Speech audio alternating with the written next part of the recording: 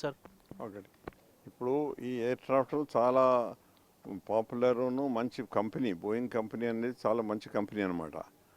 అందుకొరకు air craft చాలా బాగానే ఉండి ఉంటుంది. మళ్ళీ ఎయిర్ క్రాఫ్ట్ ఫ్లైట్కి రాకముందు చెక్ చేస్తారు కూడా. ఇంజనీర్ మంచిగా చెక్ చేసి ప్రతి సిస్టమ్ చెక్ చేసి ఆయన సర్టిఫై చేస్తాడు. దాని తర్వాత పైలట్, కో పైలట్, కెప్టెన్ ఇద్దరు వస్తారు. వాళ్ళు కూడా మొత్తం ఎయిర్ క్రాఫ్ట్ అన్ని సిస్టమ్స్ సరిగా చెక్ చేసుకొని అప్పుడే వాళ్ళు యాక్సెప్ట్ చేస్తారు. ఇంజనీర్ ఏమో ఎయిర్ క్రాఫ్ట్ ఆఫర్ చేస్తాడు, అంత ఫిట్ ఉంది, మంచిగా ఉంది అని పెడతాడు. ఆయన సిగ్నేచర్ చేసి సర్టిఫై చేస్తాడు.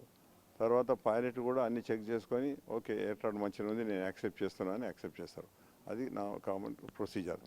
తర్వాత వాళ్ళు internal check list, external check list అన్ని సిస్టమ్స్ చెక్ చేసేటి మొత్తం వాళ్ళు డీటెయిల్గా చెక్ చేసుకొని టేకాఫ్ అవుతారనమాట.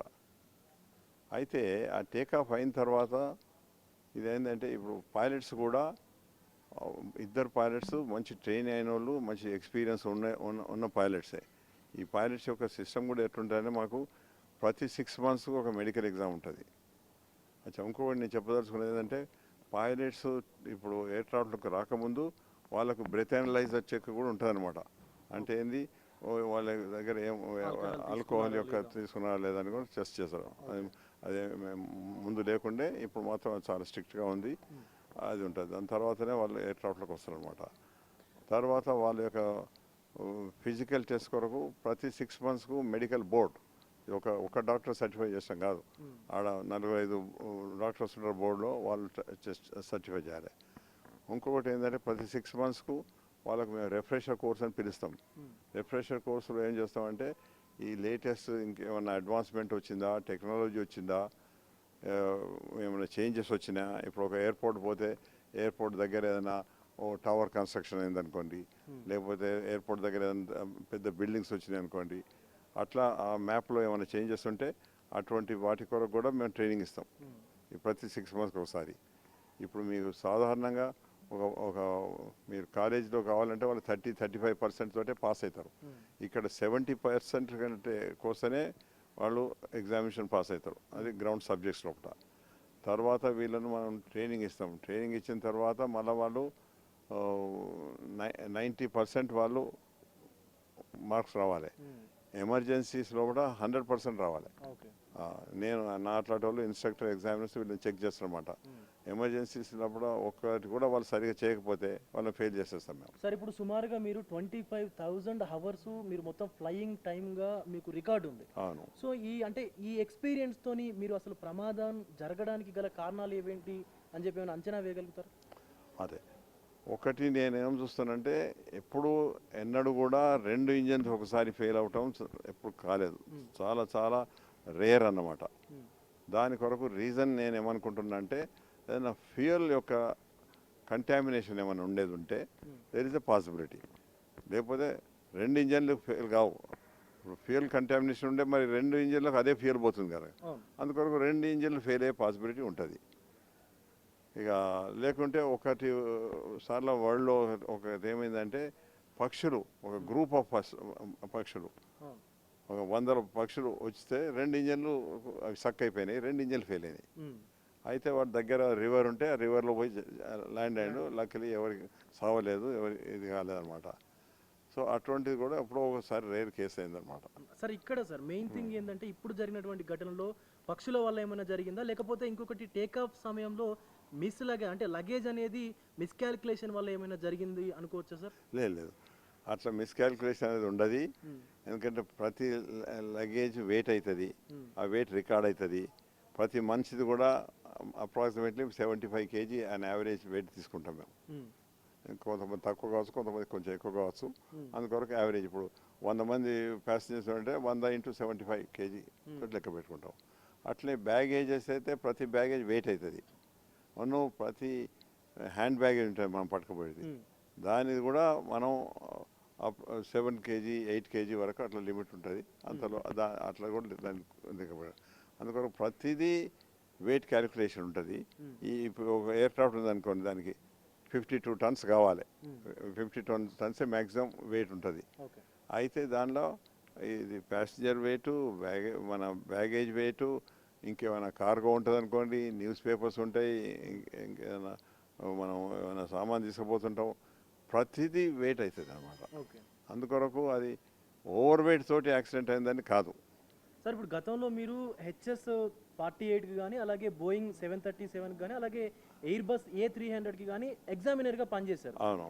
సో ఇప్పుడున్నటువంటి ఈ సిచ్యువేషన్లో అసలు మెయిన్ థింగ్ ఏంటంటే ఫ్యూయల్ కంటామినేట్ అవ్వడం వల్లనే కావచ్చు అది only probable cause only we can say. So మనం ఎలా తెలుసుకోవచ్చు సార్ అసలు ఈ ప్రమాదానికి సంబంధించినటువంటి ఘటన జరిగిందని ఎలా అదే ఎలా అదే ఆ తెలుసుకోవచ్చు? ఘటన అయిన తర్వాత దాంట్లో మనకు కాక్పిట్ వాయిస్ రికార్డర్ అని ఒకటి ఉంటుంది, ఇంకొకటేమో అది DFDR అంటారు, డిజిటల్ ఫ్లైట్ డేటా రికార్డర్ ఉంటుంది.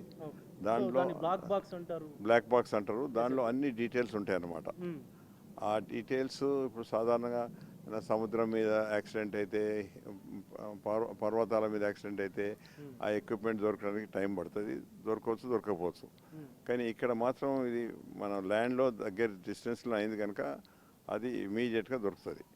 అది దాన్ని తీసుకొని, అంటే ఆ ఫైర్లో పడ్డా కానీ ఇవి డ్యామేజ్ కావన్నమాట, నీళ్ళల్లో పడ్డా కానీ డ్యామేజ్ కావు. అట్లా దాని యొక్క కవర్ అంత స్ట్రాంగ్ ఉంటుంది. సో వాటిని తీసుకొని వీళ్ళు ల్యాబ్లో పోయి వాళ్ళు చేయాలి. సో అంటే ఎంత టైంలో దాన్ని రికవరీ చేసేటువంటి సందర్భం ఉంటుంది సార్ ఆ డేటా? నో రికవరీ మనకు కొన్ని ఒక 24 to 36 hours వరకు ఉంటుంది. కానీ ఇక్కడ రికవరీ మనం 15 నిమిషాల్లో కూడా రికవరీ చేసుకుంటాం, దగ్గరనే అయింది కదా. ఆ యొక్క ఫైర్ ఆ బ్లాక్ బాక్స్ నుంచి డేటాని ఎంతసేపట్లో రికవరీ చేసుకోవచ్చు సార్? దానికి ల్యాబ్లో పోయి ల్యాబ్లో డీటెయిల్ చెక్ చేస్తాం. కాక్పిట్ వాయిస్ రికార్డర్ అయితే మనకు గంట లోపలనే వచ్చేస్తుంది.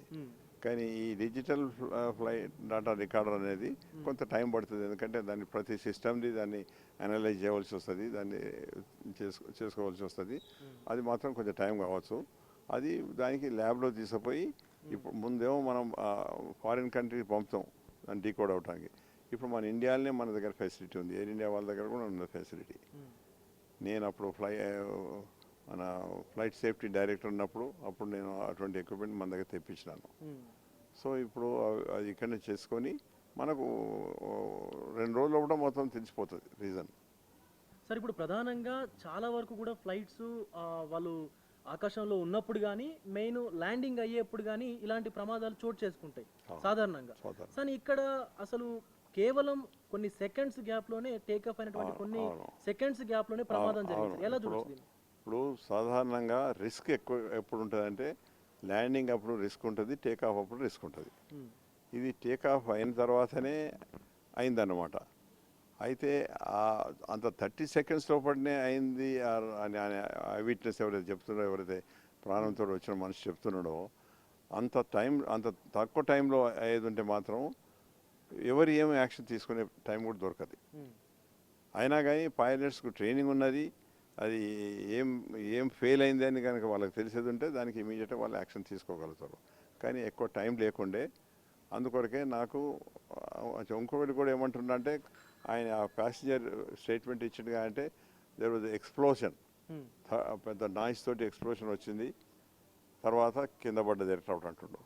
అట్లా ఏంటంటే మాత్రం మనది ఏదైనా సాబిటేజ్ కావచ్చు, వేరే వాళ్ళు ఏదైనా బాంబు అట్లాంటి ఏమైనా పెట్టవచ్చు సార్. దీని వెనకాల ఏమైనా ఉందనుకోవచ్చా సార్? మనం దాన్ని మనం చెప్పదాలం, ఎందుకంటే అది ఇన్వెస్టిగేషన్ చేయాలి. దాన్ని ఎవరైనా టెర్రరిస్ట్ క్లెయిమ్ చేస్తారనుకోండి, ఇది మేము దీని కనుక మేము చేసింది మేమే అని అట్లా చేస్తారు. అట్లా చేస్తే అప్పుడు తెలుస్తుంది అది. అంతేగాని దానికి మనం ఎక్స్పర్ట్స్ మనం ఏం చెప్పదాలం అనమాట, ఏం చెప్పదాలం. ఇక్కడ ఒక డౌట్ ఏమొస్తుందంటే, ఎక్స్ప్లోషన్ అయ్యి కింద క్రాష్ అయిందా, లేకపోతే కింద క్రాష్ అయిన తర్వాత ఎక్స్ప్లోషన్ అయిందా? అదైతే సాధారణంగా అవుతుంది. కింద క్రాష్ అయిన తర్వాత ఆ ఇంపాక్ట్ తోటి ఇది వచ్చేస్తుంది. వచ్చినప్పుడు అందులో ఫ్యూయల్ ఉంటుంది కనుక ఆ రబ్బింగ్ తోటి, ఎందుకంటే స్పీడ్ తోటి కింద పడుతుంది కనుక రబ్బింగ్ తోటి ఫైర్ వస్తుంది. అంటే టేక్ ఆఫ్ అయినటువంటి కొద్ది క్షణాల్లో కాబట్టి ఫుల్ ఫ్యూయల్ ఉంటుంది. అదే కనుక మనం ఫ్లైట్లో ఉన్నప్పుడు ఏదైనా ప్రాబ్లం వచ్చేది ఉంటే, ఇంజన్ ఫెయిల్ అయింది అనుకోండి, ఇంజన్ మీద ఫైర్ వచ్చింది అనుకోండి, అటువంటి టైంలో మనకు ఈ మోడర్న్ ఎయిర్క్రాఫ్ట్ లోపల ఫ్యూయల్ ఎజెక్షన్ సిస్టమ్ ఉంది. ఇప్పుడు మనం టేక్ ఆఫ్కు ఒక ఎగ్జాంపుల్ చెప్తున్నా, 100 tons అనుకోండి, మళ్ళీ ల్యాండింగ్ కొరకు 80 tons ఉంటుంది. సో ఆ 20 tons ఆఫ్ ఫ్యూయల్ వాళ్ళు కన్జ్యూమ్ చేయాలి. ఓకే. ఎజెక్షన్ సిస్టమ్ ఉంటేనేమో మనం ఎజెక్ట్ చేస్తాం, సముద్రం మీద జంగల్ మీద పోయి ఎజెక్ట్ చేస్తాం ఫ్యూయల్.